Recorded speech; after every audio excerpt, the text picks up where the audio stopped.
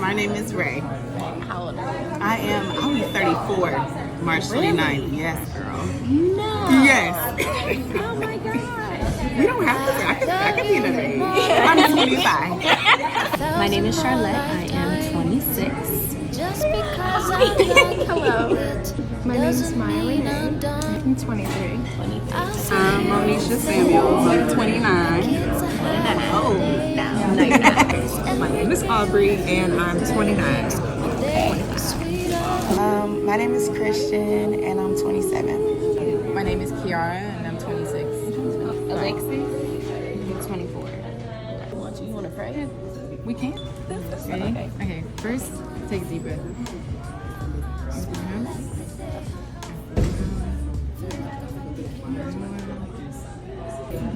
Dear Lord, we want to thank you for bringing all these beautiful ladies here today. And we ask that you continue to bless us, bring us together, and grow within one another. We ask that you continue to breathe life in us and take us through your path as we complete Anissa's project.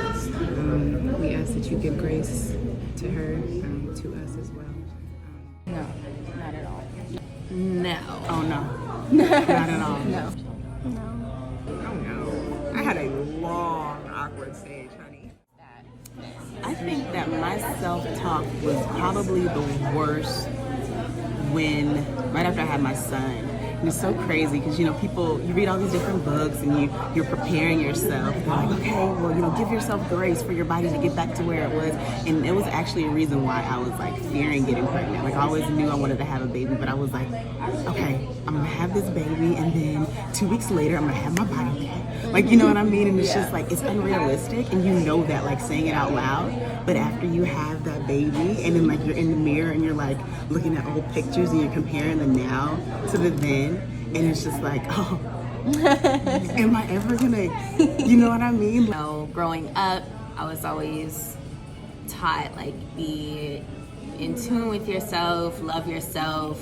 Definitely grew up in that environment, but as I got older and kind of like those influences of growing up Muslim and, kind of having a battle with that.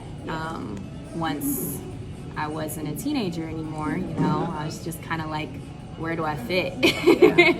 Where do I fit in the world? What am I supposed to believe, It was more so myself and also, I guess, being in a family, being the only dark-skinned girl of the family.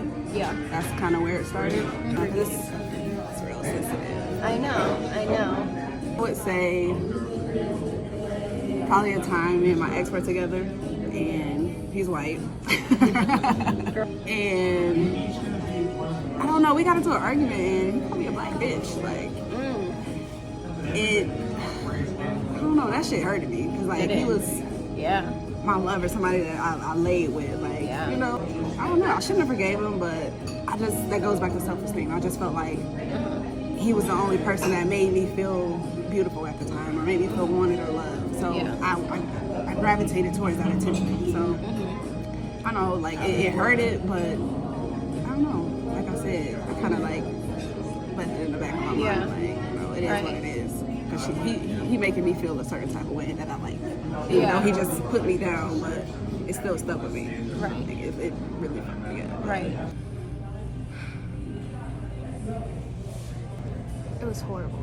Like, I brought myself down more than probably other people have. And kind of became my own enemy in a way. My first bully was my own brother.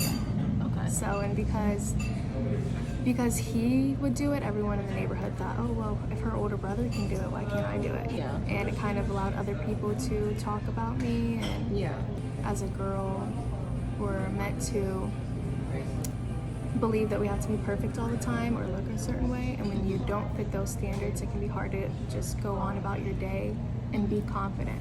I think it was a little bit of outside, but also inside. Kids were just mean, and they picked with me.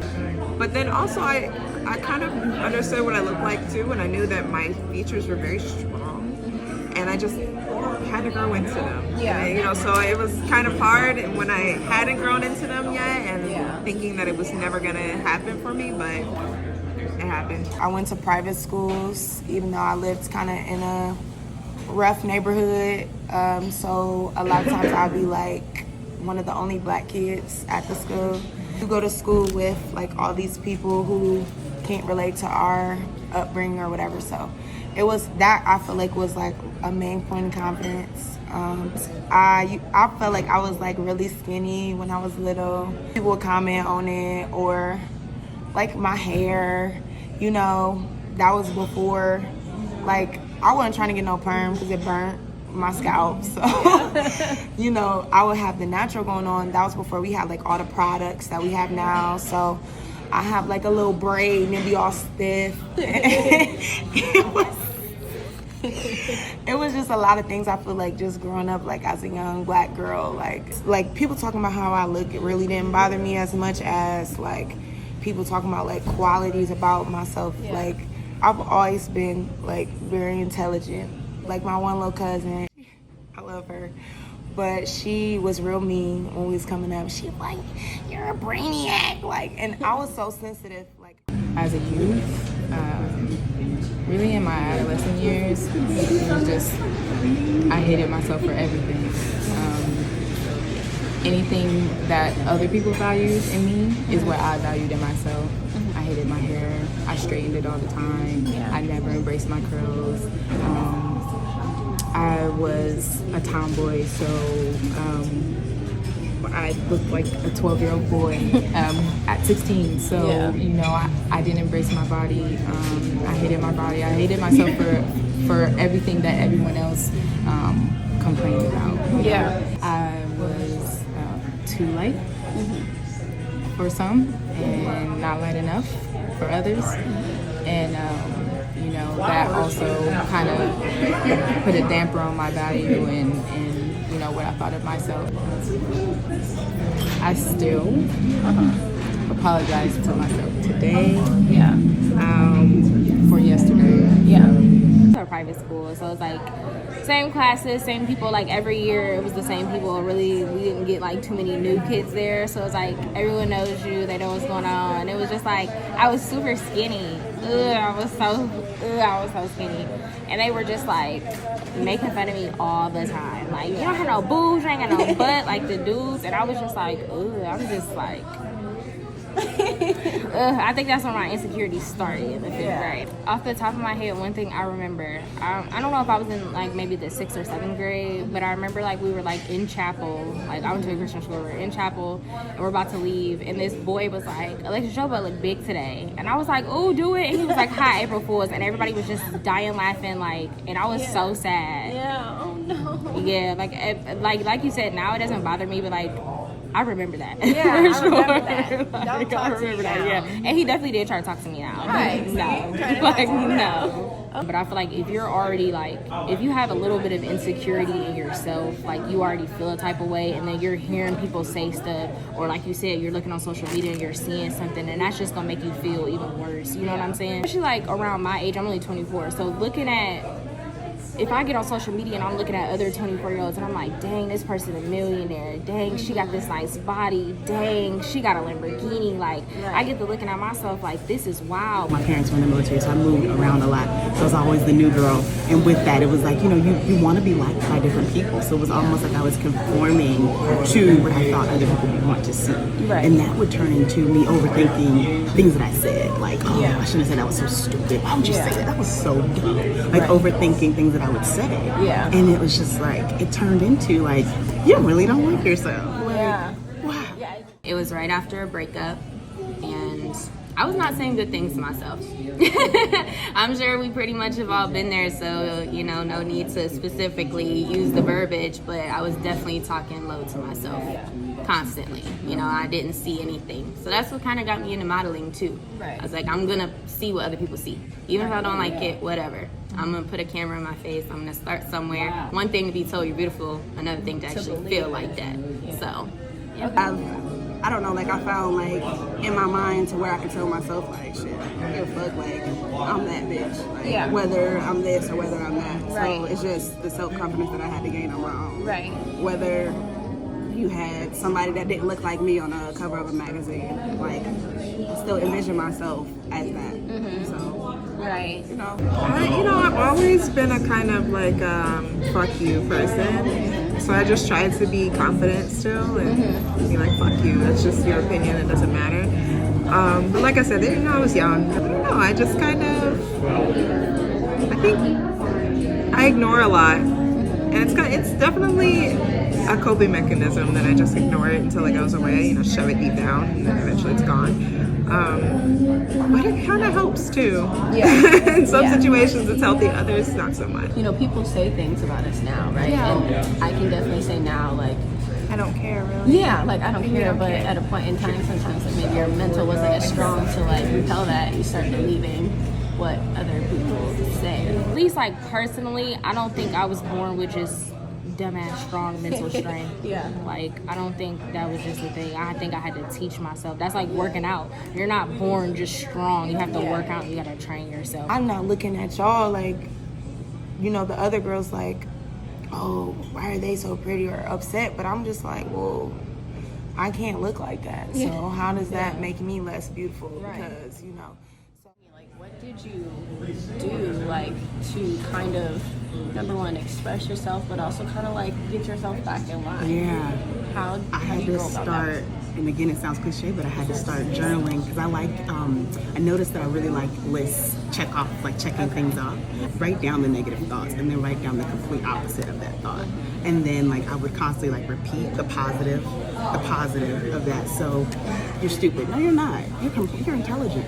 You know what I mean? You can do anything that you put your mind to, like writing the opposite of that negative thought down and then not crossing off the negative until I really believe the positive. And literally sitting there like a crazy person reading it to myself in the mirror like, girl, you gonna get this. You know what I mean? Like almost like I was studying for a test. Yeah. So that when those thoughts did come up, I automatically, nope, don't even go there. You know what I mean? Yeah. And I'm not even perfect at it now because there are things that'll come up because it's hard to break cycles or habits when that's all that you know or it comes from when you're younger, I started going to therapy. I did not believe in it at first. It took me the longest. I'm like, they got problems too, I really like to write, so I picked up a fresh notebook, a beautiful notebook, fresh set of pens, and I just started writing.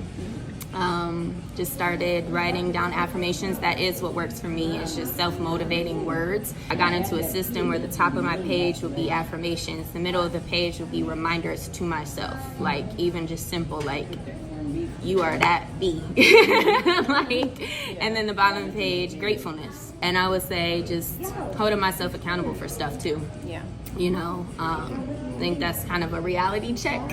It's like sometimes we blame, others for how we feel. But I think I really started not, bashing myself, but really just being accountable. I've done a lot of soul searching to where I can now recognize someone when they're beautiful and be happy that, I don't compare myself to them anymore.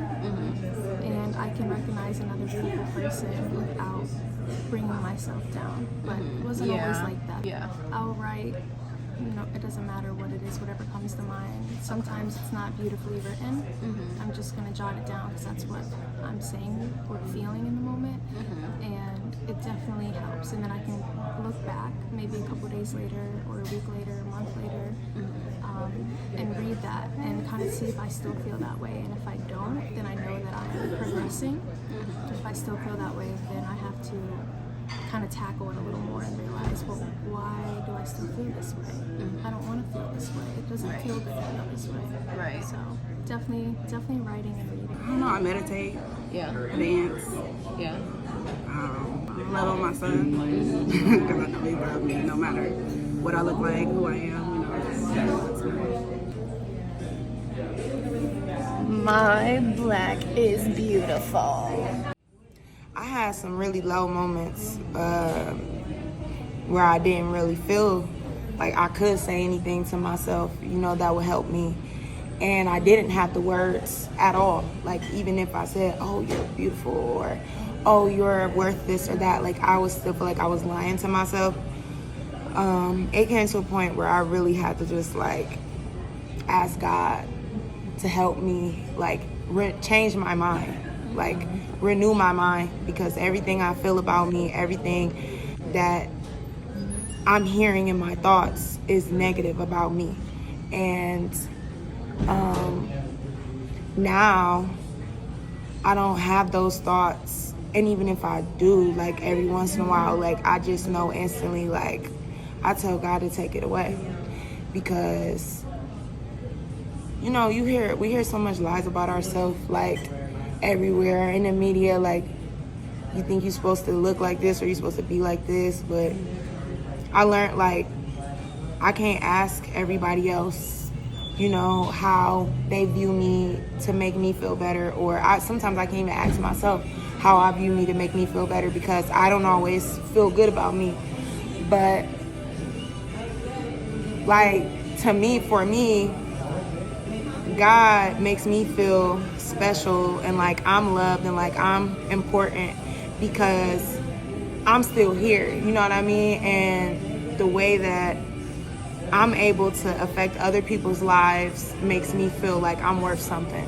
Therapy definitely is huge. Self-awareness, just being self-aware of who am I, and loving those bad parts, and learning to love myself that way by making that mind shift. I write poetry, I listen to music. Music is definitely number one for me. Music speaks to me, so I definitely vent through that. I like to journal. I'm real big on journaling. I like to meditate too a lot, but like I just like to write that stuff down because I feel like when I see it, like I don't know, with me, if I see it, I say it, and then when I say it, you gotta start to like mean it. You know what I'm saying? So if I write like I'm beautiful, I'm this, I'm that, and then you're reading it, you're saying it, you're programming yourself to think that. Like it's got to be something repetitive. You have to like do it every day. You know, it's like, I think it's like 21 days. If you keep doing something, you break a habit. Like you need to do that to build yourself up. Like you get in that same thing. We are ever changing and growing. Yeah. And that can be hard to deal with. Absolutely. Like, I think if we stayed the same all the time, we still find something to bitch about. But it's like, we're having to deal with all of these changes ourselves, and especially being a mom and body changes and stuff, you know. What the fuck? What is this? Like, what is this? And that's like you said, it's like I just got used to myself. I just got used to it. Yeah. But now I'm this new person. Right. And it's like I have to grow and learn how to love this new part of me. And then when you're bringing up kids, you know what I mean, at the same time. Society wants them to be perfect. You have to have a perfect body. You have to be the perfect age. You have to be, you know, perfectly beautiful. And you have to have, you know, the best body to go and, I don't know, do construction and be like a bodybuilder and stuff. And it's like, it's unrealistic. No one's perfect. Before it was like you're supposed to be super thin, and now it's like you're supposed to be super thick. And it's like you may have been that before, but now you're not. And it's like you might have been the standard before, but you're not anymore. Or you know, the opposite. I was watching Nicki Minaj, that interview with Joe Budden, where she was saying like, to be a female rapper especially, like you have to look a certain way. There's a certain build, and everybody has the same build to where it's like, not to go into like one of those weird little talks, but like literally we're being programmed. Like that's really what it is. They be very uncomfortable. Right. Like we're not valued, but we're held to such a high standard, which is so different to everybody though. You know what I'm saying? Like certain men might think women need to just cook and clean and they're supposed to do this, and that's this high pedestal, and then other men think like her body needs to look like this, she needs to be doing this and this with her life, and then someone else might think, you know, something different. But they don't appreciate any of those type of women. We have all these rules on us, but at the same time, but there's no value, like we're not valued. So what the fuck is the point of me even trying to cater to any of that? You don't value me. They tell you like, oh, this would make me appreciate or value you, and you do that and it's still not enough. So it's just like, it's not. But and you know what? We should be appreciated and valued for fucking existing. Literally. Especially when giving birth, bringing people into like, what? You don't exist that alone. Like, what you know what I'm saying? Like your mother has the same body as me, and you're like, ooh, you look ugly. Your mom looks ugly. Like, you hate women, you hate your mom, and then or your grandma, because you know they love their grandmas. Like no. Would you tell yourself, your younger self, at one of her worst times, what would you tell her now? What could I tell my younger self? don't dumb down for anybody. Like, don't dumb down for anybody. That's something. And then also just stop running. Because I was a runner a lot. Stop running and be yourself. Be you. Because who you are is wonderful. You know what I mean? If you can't see it right now, tell remind yourself you can't see it right now, but honey, you know what I mean? Like, you gonna go through some stuff, but you gonna come on the other side of that so much better. And knowing that bad times don't last always. If you could go back and talk to her, what would you say to her and tell her? Ooh. It's gonna be all right. It's gonna be all right. Everything happens for a reason. That's probably not what you want to hear, but it's building you. Like, I promise.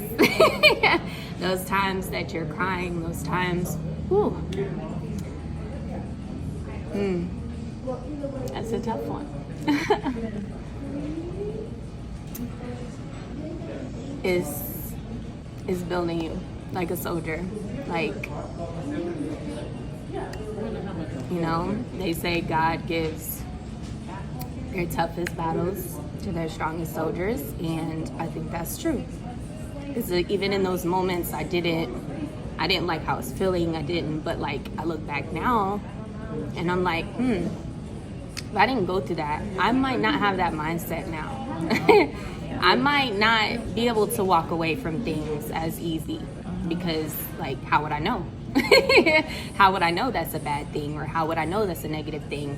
How do I know the difference between positive and negative if I didn't go through certain things?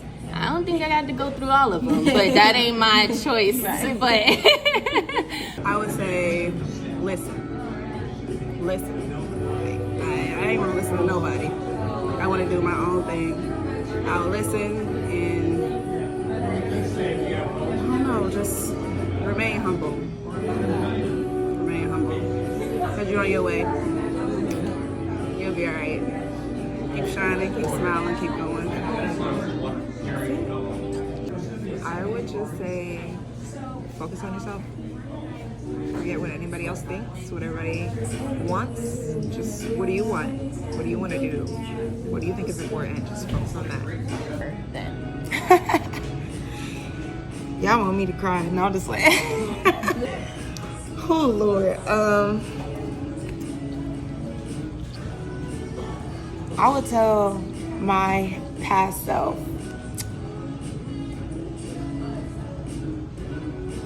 you deserve so much more than what you limit yourself to.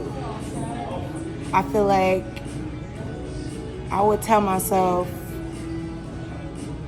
everything you're looking for in everybody else is already in yourself.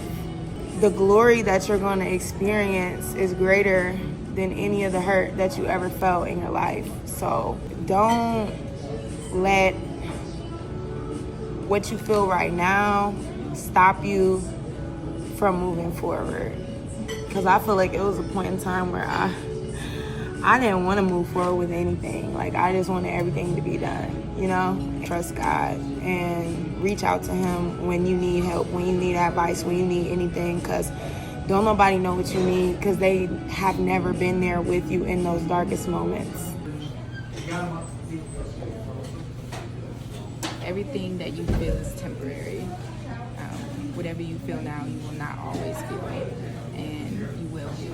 Time will heal. like, it's okay to feel how you feel. It's okay that you're not having a good day today. You're not gonna have a good day every day. Right. People need to see that so they get comfortable. I feel like people, especially Black people, like to be like, oh, I'm sad. I don't know what's going on, and then sweep it under the rug and then just think everything is good. You have to feel your emotions to get over them. Like, you have to go through that to become another person. Like you said, we're changing every day, but if you want to become a better person, like, you have to face what's going on. You gotta get right with God. For sure, I go on like spiritual fast. Like last month, I went on a fast for 30 days. I only ate once a day, and I just prayed the whole time. And I came out of it feeling so good. And I was so depressed. Like, came out of it feeling way better. And I was like, I need to just continue to keep doing stuff like that. Like, really feed your spirit. Yeah. I think it will forever be a forever journey. Right. Not saying that that's a bad thing. But I don't know who I'm going to be when I'm 60. I don't. I can imagine she'll probably be very wise and beautiful and kind. But even then, I might have my bad days. You know? It's definitely a journey, but it's a good journey though. Yeah. Like, it may hurt when it hurts, but once you get over it, my self-love feels so, I was like, it's a relief. I love you more than once, 1,000 more lifetimes. Just because I'm young, it doesn't mean I'm done.